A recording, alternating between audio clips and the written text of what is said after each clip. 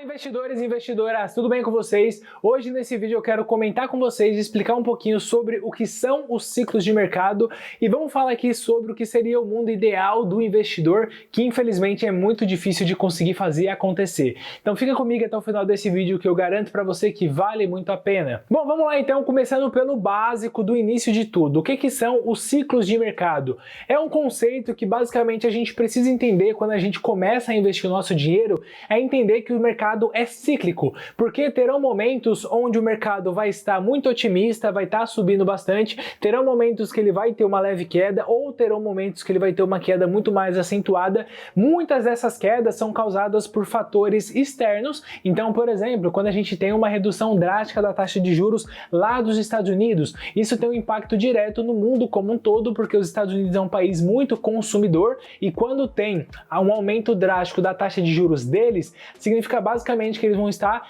desincentivando as pessoas a consumir, as pessoas vão começar a gastar menos dinheiro e como é o mercado consumidor que gasta muito dinheiro, o mundo como um todo vai começar a vender menos, então você tem um menor faturamento das empresas, que vai fazer com que as empresas cresçam menos, que vai fazer com que as ações, por consequência, vão ser avaliadas tendo um menor preço e tudo isso reflete para fazer com que a gente começa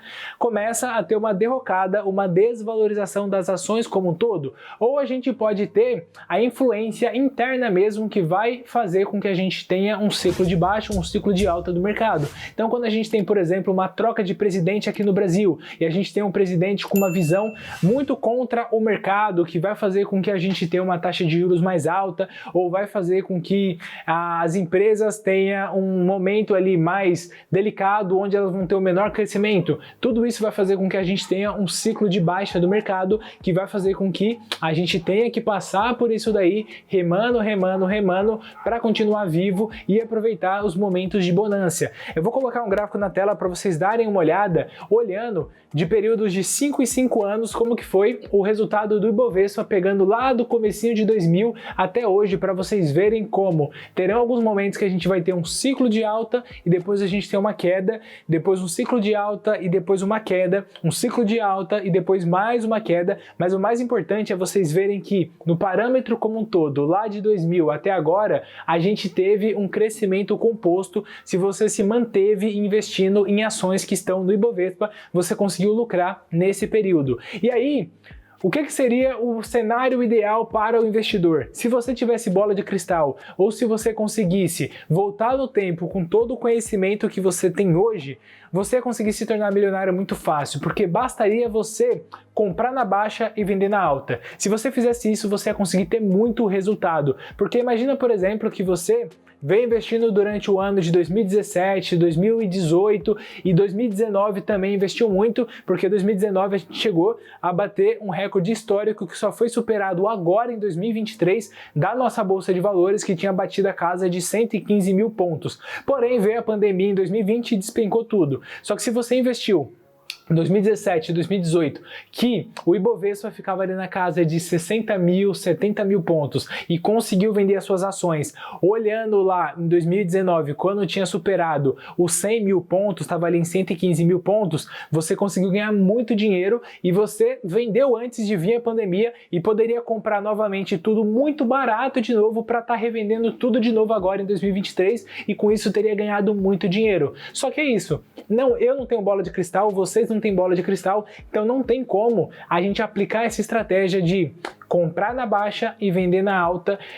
de períodos em períodos. Então por isso que eu particularmente tomei a decisão de seguir a estratégia do buy and hold, que é comprar e segurar. Então eu só invisto naquelas empresas que eu fiz uma análise fundamentalista e eu entendo que aquelas empresas não vão deixar de existir daqui a 20, 30, 40 anos e não só isso, mas são empresas que tendem a crescer dentro desse período e eu quero continuar sócio dessas empresas enquanto os princípios e os valores que eu vejo naquela empresa continuarem, eu quero permanecer sócio daquela empresa durante 20, 30, 40 anos ou o máximo de tempo que eu conseguir, em vez de tentar ficar nessa de comprar na baixa e vender na alta, porque a gente nunca sabe qual que vai ser a menor baixa e a gente nunca sabe qual que vai ser a máxima para poder vender. Também é uma coisa que é pura adivinhação, é muito complicado e basicamente impossível da gente conseguir acertar o time todas as vezes. Pode acontecer de eventualmente você acertar uma, duas vezes, vezes? Com certeza pode, mas você acertar todas as vezes é impossível. E por que eu digo para vocês que é impossível? É porque basicamente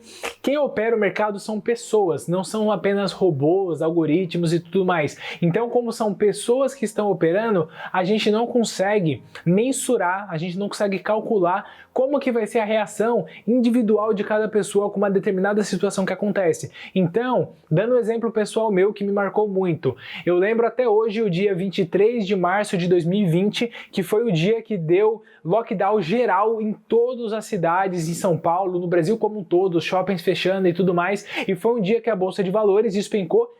15% e teve 2 circuit break, que é basicamente quando tem uma queda de mais de 10% e trava as operações, ninguém pode negociar, passa uma hora e meia, volta de novo as negociações, que é basicamente para poder dar uma freada e as pessoas não ficar negociando igual louca durante a queda da Bolsa de Valores. Bom, então olhando para esse aspecto é muito importante, na minha opinião, a gente sempre olhar no longo prazo, não tentar evitar ao máximo as emoções momentâneas e a gente olhar muito mais para sinais do que ruídos, porque quando a gente fala sobre investimentos e principalmente ações, terão muitos ruídos, você sempre vai ter um rumor aqui, outro ali, um rumor aqui e outro ali sobre uma empresa que tem potencial de se valorizar, mas muitas pessoas acabam falando mal dessa empresa, ou até mesmo você tem algum fator externo ou alguma pequena inconveniência que aconteceu que vai fazer com que a empresa tenha um trimestre ruim, mas a longo prazo pode ser uma empresa que tem muito potencial para entregar um ótimo resultado. Então é importante sempre a gente tentar separar o máximo possível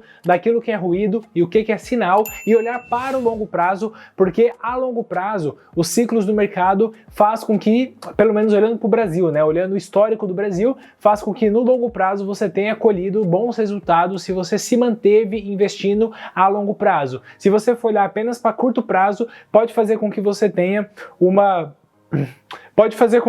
uma perspectiva diferente, porque o mercado é cíclico. Terão sim momentos de alta, momentos de baixa, terão sim sempre uma próxima crise. Então, se a gente for falar de histórico de crise, por exemplo, a gente teve, se for pegar olhando para os Estados Unidos, a gente teve lá finalzinho de 1960, começo de 1970, a Guerra das Coreias, que foi basicamente quando começou o início da Guerra Fria e fez com que o mundo se dividisse entre o bloco comunista e o bloco capitalista, e aquilo afetou muito a economia americana, porque a gente teve um período de uma alta inflação durante toda a década de 70, depois da década de 70 a gente teve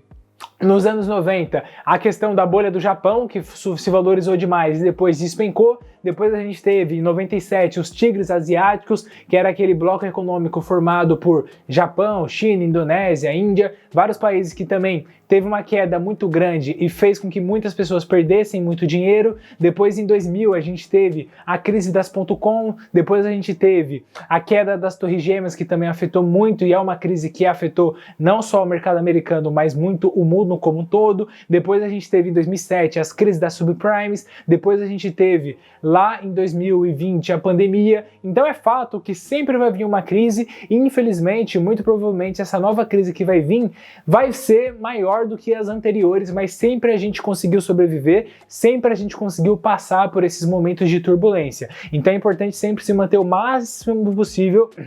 Então é importante se manter o mais racional possível para conseguir lidar com essas adversidades que é fato que irão acontecer. Bom, esse foi o vídeo, eu espero que vocês tenham gostado desse conteúdo. Se você gostou, peço que você não esqueça de se inscrever aqui no canal, caso não seja inscrito. Clica no botão do gostei também para eu entender que você gostou desse conteúdo e esse conteúdo chegar em cada vez mais pessoas. Agradeço demais você que assistiu esse vídeo até o final. Tchau, tchau e até o nosso próximo vídeo.